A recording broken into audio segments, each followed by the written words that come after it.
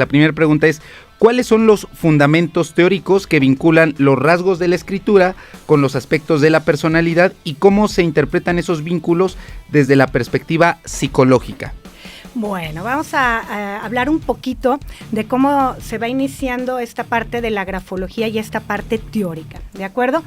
Nosotros siempre vamos a fundamentarnos en los grandes estudiosos de la grafología. Ay, papacitos y mamacitas hermosos, aquí estoy yo, la tía Mona, lista y preparada, porque mi sobrino, mi adorado Gran Master Gorila, me pidió que viera algo muy científico, algo muy profundo, según él. Y ahora que lo veo, no sé si reír o llorar, pero calma, que voy a explicarlo todo con lujo de detalle. Resulta que María del Mar, la grafóloga invitada al canal de Mr. Doctor, explica con absoluta confianza que la grafología tiene 4 grandes escuelas científicas que la respaldan.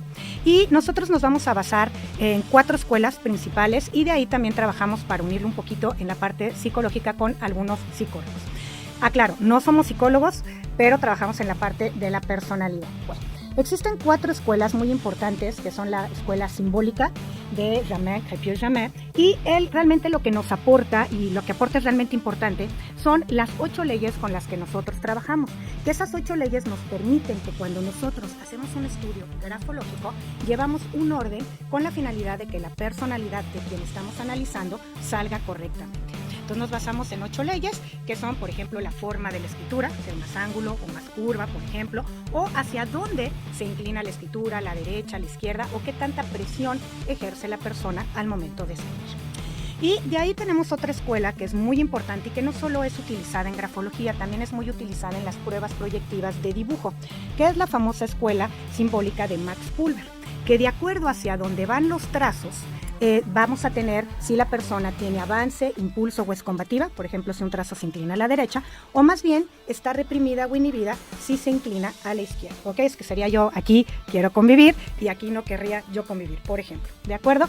Bueno, y este Max Pulver ha sido tan importante en sus estudios que nos proporciona, que bueno, es utilizado mucho en las pruebas de dibujo, como viene siendo el HTP o el hombre bajo la lluvia, y también es muy utilizado en las cuestiones psicológicas de niños cuando analizan, por ejemplo, los dibujos, los psicólogos de los pequeños. Bueno, otra de las escuelas que también nos apoya teóricamente viene siendo la escuela rítmica de este famoso Ludwig Klein, que él lo que trabajó realmente fue la parte del ritmo de la escritura versus la forma de la escritura. Hay personas que cuando escriben dándole mucha forma a las letras, entonces son escrituras muy legibles. Y hay otras personitas que son más ágiles, más rápidas, y entonces empieza un movimiento en la escritura. Y por último, y que es una escuela que posteriormente espero podamos platicar un poquito más de ella, que viene siendo la escuela emocional de Kurt Unruh.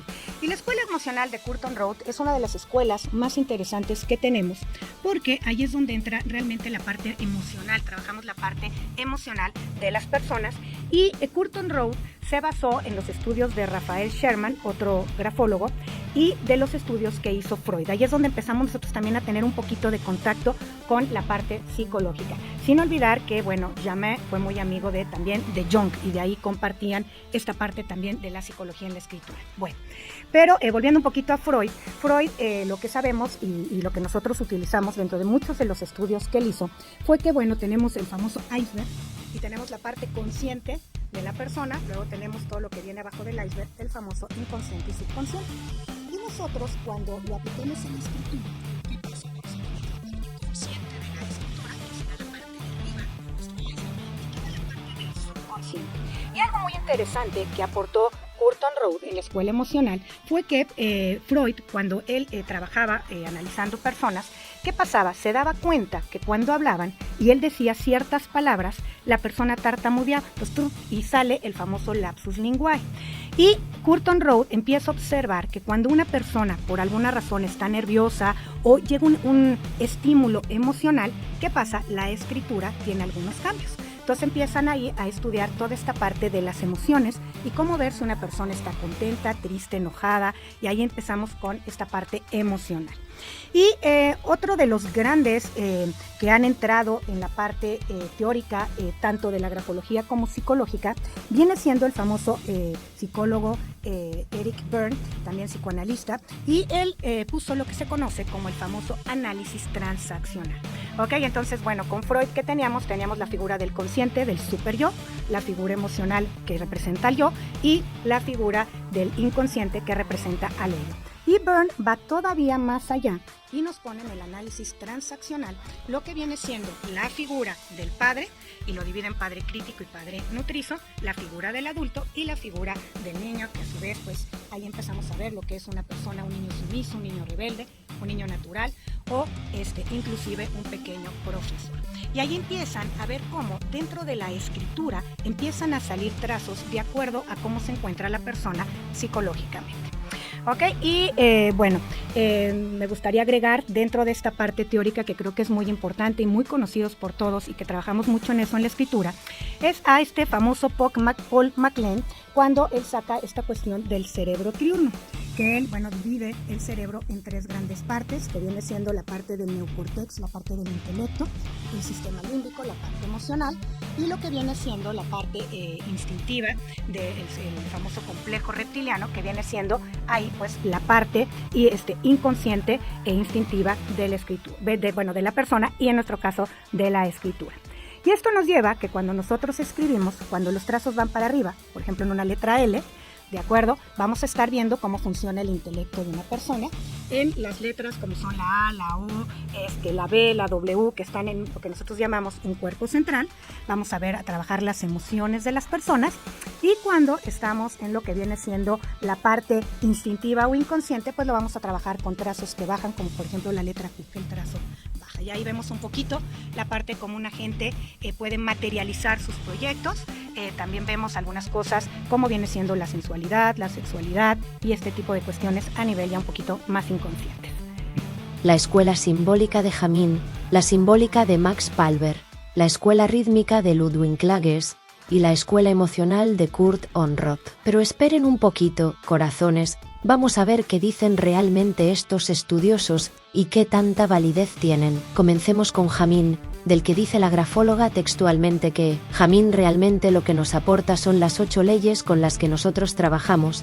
Estas leyes nos permiten que cuando nosotros hacemos un estudio grafológico, llevamos un orden con la finalidad de que la personalidad de quien estamos analizando salga correctamente. Vaya precisión científica. ¿Y cuáles son estas 8 leyes? Según nuestra amiga, una de ellas es que si la escritura es más curva, indica una persona más amable y sensible, pero si es angulosa, es agresiva y dominante. Pero amores, pensemos un segundo. Imagínense al gran máster gorila firmando su autógrafo. Si justo en ese momento estornuda o mueve la mano accidentalmente, ¿qué pasa? ¿Le diagnosticamos de inmediato un trastorno de agresividad por tener una letra angulosa en ese momento? ¿Acaso esto es serio? Y continuando con esta lógica absurda, dice ella también que la presión al escribir refleja cómo está emocionalmente alguien. Entonces, si mi sobrino aprieta muy fuerte el lápiz porque acaba de levantar pesas en el gimnasio, ¿ya tiene ansiedad o rabia reprimida? ¿Qué estudio clínico o publicación revisada por pares respalda algo así? Ninguno. Estas leyes no aparecen en revistas científicas como Nature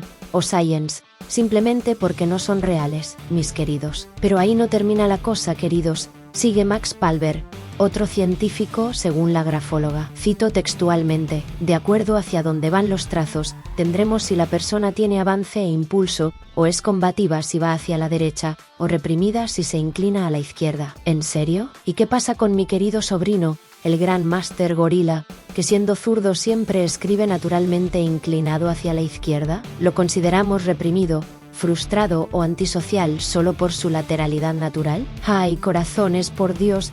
¿No ven el absurdo? Según esta lógica, un zurdo nunca será combativo o activo, siempre reprimido. ¿Acaso Leonardo da Vinci, también zurdo, fue reprimido por escribir con inclinación izquierda? Ridículo, corazones. Luego, María del Mar trata desesperadamente de dar validez a todo esto mencionando a grandes referentes de la psicología, Freud y Jung. Ella dice, escuchen bien, corazones, que Hamin era muy amigo de Jung. ¡Qué gran prueba científica! Oigan, Mi sobrino, el gran máster gorila, es amigo del verdulero de la esquina. Eso no significa que automáticamente sepa cultivar zanahorias, ¿verdad? Luego, nuestra amiga usa la metáfora del iceberg de Freud, diciendo literalmente, cuando lo aplicamos a la escritura, tenemos la parte consciente de la escritura, la punta del iceberg, y toda la parte del subconsciente e inconsciente debajo. Pero, por favor, Freud jamás dijo algo así. El iceberg freudiano representa la mente humana consciente e inconsciente, pero no tiene nada que ver con cómo escribes tu nombre,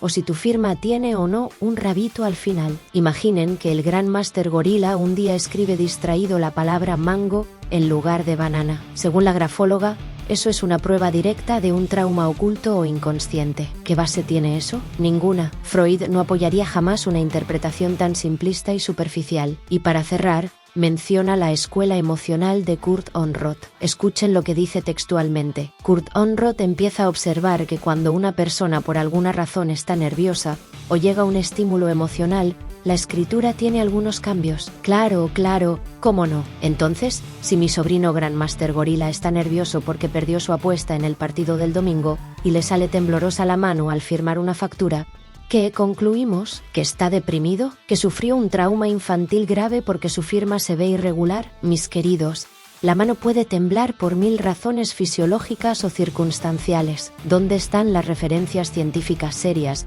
estudios replicados y revisados, pruebas de fiabilidad y validez de estas interpretaciones emocionales basadas en trazos? En ningún lado. Simplemente no existen porque esto es una pseudociencia. Amados míos, estas supuestas escuelas científicas no tienen reconocimiento académico serio en la comunidad científica ni psicológica moderna. No se respaldan en ensayos clínicos, metaanálisis, estudios replicados ni revisiones sistemáticas. Por ejemplo, jamás verán a la Asociación Americana de Psicología, APA, o alguna revista indexada validando que una letra L elevada implique un intelecto superior o una letra caída indique depresión profunda. Esto no es más que charlatanería disfrazada de ciencia usando mal a Freud, Jung y otros autores reconocidos para darle credibilidad aparente. Es irresponsable, superficial y sobre todo peligroso, porque pretende etiquetar y diagnosticar a personas reales con criterios inventados sin evidencia científica sólida. Imaginen perder un empleo porque su escritura salió inclinada hacia la izquierda en la entrevista y un grafólogo decidió que eso significa que usted no sabe trabajar en equipo. ¿Qué seriedad puede tener algo así? Y esto es exactamente lo que mi sobrino, el gran máster gorila, quería que les mostrara. Porque él, con su mente crítica y racional, sabe perfectamente que la ciencia real exige evidencia sólida y replicable, no opiniones subjetivas basadas en amistades imaginarias con Freud o Jung. Por eso, mis corazones, tengan cuidado y no crean en interpretaciones simplistas que juegan con algo tan delicado como la personalidad y las emociones humanas. Siempre busquen la evidencia real, porque en este caso no hay ningún estudio serio que avale estas teorías. Pero qué barbaridad hemos visto hoy. Ahora, si me disculpan, voy a ver cómo escribió hoy el gran máster gorila la palabra pizza. No vaya a ser que su escritura indique que tiene hambre reprimida o un trauma con el pepperoni. Hasta la próxima, corazones, y sigan usando su mente crítica, que para eso la tenemos.